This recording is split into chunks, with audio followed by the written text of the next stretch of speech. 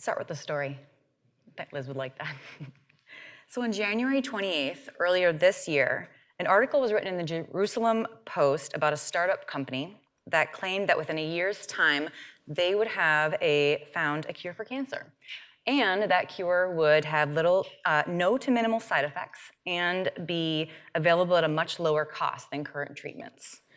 But if you look outside the information in that article, it turned out the company had no clinical trials, no published preclinical trials, and they were basing these claims on a few experiments on cells in petri dishes and one mouse experiment. So their claims grossly overstated the significance of their findings. It also misled people about the typical drug development timeline, and it offered false hope to patients. But the story quickly spread.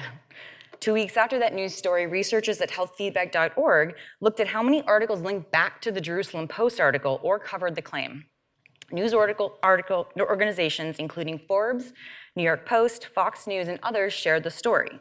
And most of them just reported that story at face value. So they didn't temper any claims, they didn't offer any fact checks.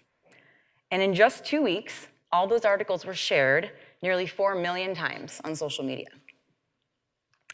Some people shared the story in good faith. They believed it was true. They wanted it to be true. They wanted to share this great news. And there were probably countless other people that wanted to hope so badly it was true that the thought of disbelieving it never even crossed their minds. And then you had some people that did have some doubt, but they still shared the article. And of course, we did come across some articles where a person commented and said, this isn't true, and that's great. And it also brings me to the next part of this story, which is when Forbes and others published corrections pointing out the flaws in the original study. So, whereas that original Forbes article was shared over 791,000 times in the 2 weeks after it was posted, the correction, which appeared a day later, in that same 2 weeks, was shared only 6,000 times. So perhaps it was shared less because it didn't have as good an image or an attention-grabbing headline.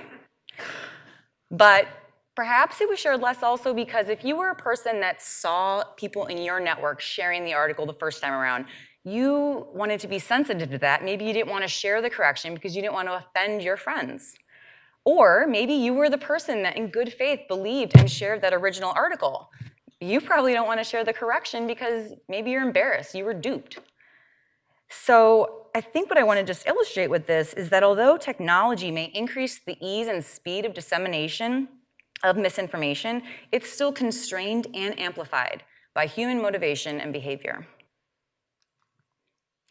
So applying theories of media effects and behavior change, we've studied who's spreading misinformation and why. And for the FDA, we've conducted experimental studies to examine whether certain types of misleading claims are more or less likely to be believed by consumers and healthcare providers. And we've looked at how we might correct misinformation once it's in the marketplace and whether those correction attempts are successful. And we really feel strongly that the use of theory helps us articulate when and why people are susceptible to misinformation, but it also helps us to outline considerations for future interventions and evaluations. So who is RTI? I'm a research scientist in the Center for Communication at RTI International, which is a nonprofit research institute. We've been around for about 60 years. And we have a long history of objective multidisciplinary research, collaboration with the government, universities, foundations, and commercial partners. We've conducted experimental survey and evaluation work for federal partners like the FDA and the CDC to explore how information resonates with people and motivates them to act. And we've convened forums and workshops in partnership with NCI, Rita Allen Foundation, and other universities to explore ways that we can combat the effects of misinformation and to really try to facilitate the interdisciplinary partnerships that we've talked about in these past couple days.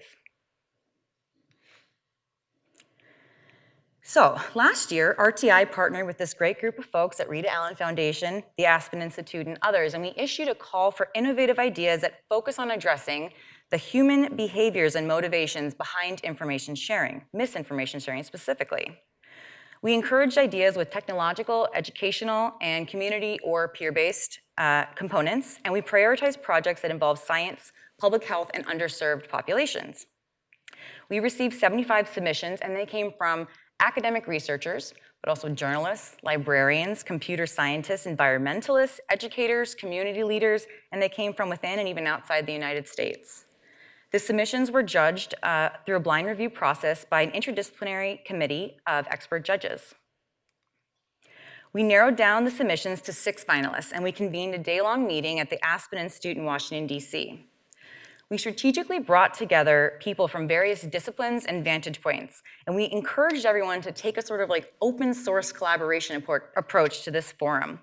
So the finalists didn't just pitch their ideas, they workshopped them all day.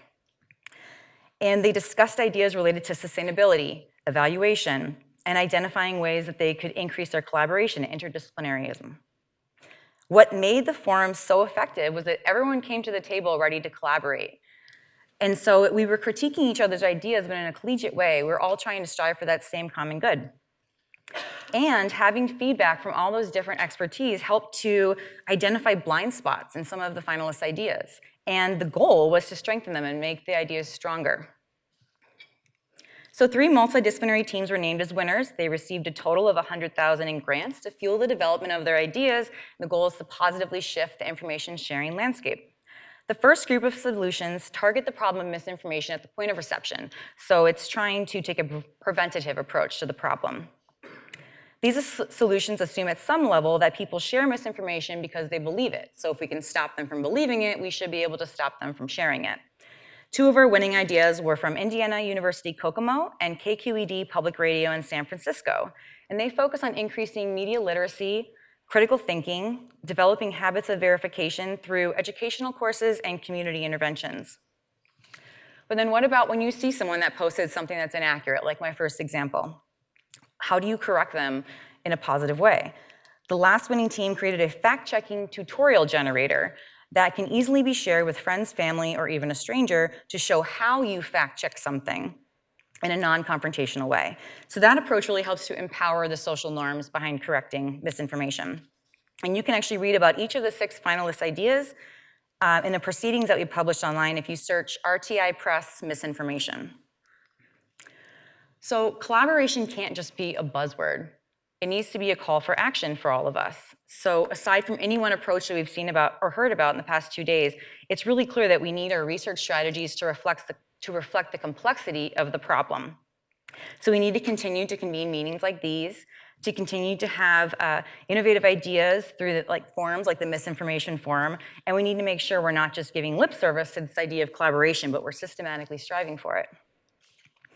In addition to these ideas, we need to remember that people won't always want to or think to fact-check information. And many times, the best misinformation looks like good information, but it's often more appealing and it's often more engaging. And it isn't until later that you realize that it's not good information. So we need to think about the information ecosystem, because when there's a spotlight on an issue, people will be searching for and finding all kinds of information, good and bad.